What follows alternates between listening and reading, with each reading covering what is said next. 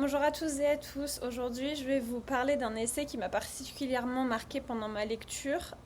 Donc cet essai, c'est celui de Kenneth Burke, qui s'appelle Comic Corrective from Attitudes Towards History, 1937. Donc c'est l'essai qu'on peut trouver à la page 265. Dans cet essai, l'auteur, Burke, développe une théorie qui est vraiment intéressante, qui s'appelle le cadre comique. En anglais, ça s'appelle the comic frame. L'idée principale, c'est d'apprendre à voir les réactions humaines. Donc même les plus absurdes, même celles qu'on peut trouver les plus absurdes ou même tragiques. Donc tout ça comme une sorte de comédie. Attention, il ne dit pas qu'il s'agit d'en rire de manière moqueuse ou légère, mais plutôt d'obtenir une vision qui est plutôt lucide et on dirait même presque philosophique, qui nous aide à prendre du recul sur ces événements-là. Un des passages qui m'a beaucoup marqué, c'est quand il dit « And saturating the lot is the attitude of attitudes which we call the comic frame, the methodic view of humans antic as a comedy. Albeit as a comedy ever on the verge of the most outrageous strategy ». Donc ce que Burke il dit ici, c'est que la vie humaine, avec toutes ses contradictions, ses erreurs, ses ambitions, peut être vue en fait comme une comédie, mais aussi une comédie qui est toujours en fait au bord de la tragédie. Et on va dire que cette tension-là qui existe, c'est ça qui rend le cadre comique aussi puissant et aussi intense. C'est ce qui nous pousse à réfléchir et à rester humble.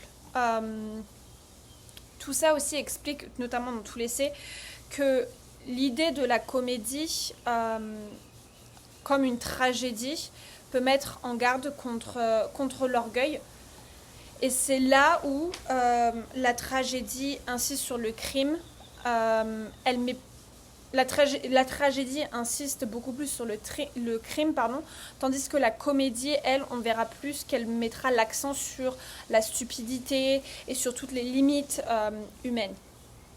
Moi, je trouve que ça, en tout cas, c'est super intéressant et ça a été très bien expliqué parce que ça change complètement la manière de juger les autres, en fait.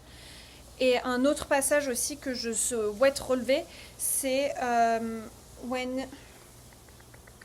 when you add that people are necessarily mistaken, that all people are exposed to situations in which they must act as fool, that every insight contains its own special kind of blindness, you complete the comic circle, returning again to the lesson of humility that underlines great tragedy. En gros, ce que l'auteur il nous propose ici et ce qu'il nous rappelle, c'est qu'on se trompe tous et qu'on agit tous un peu comme des idiots à un moment ou à un autre, et que la meilleure idée c'est d'avoir en fait ses propres idées, et que c'est ça qui rapporte une vraie leçon d'humilité. Et pour l'auteur, en tout cas, cette humilité, c'est ce qui fait le lien entre la comédie et la tragédie. Donc en gros, ce qu'il essaye de dire, c'est qu'il faut qu'on prenne du recul et puis surtout qu'on comprenne l'humain et son histoire sans avoir à le juger trop rapidement. Donc voilà, merci de m'avoir écouté et j'espère que, en tout cas, mon analyse de ces passages et de cet essai vous a ouvert un peu plus les yeux sur ce qui est dit dans ce chapitre. Merci beaucoup.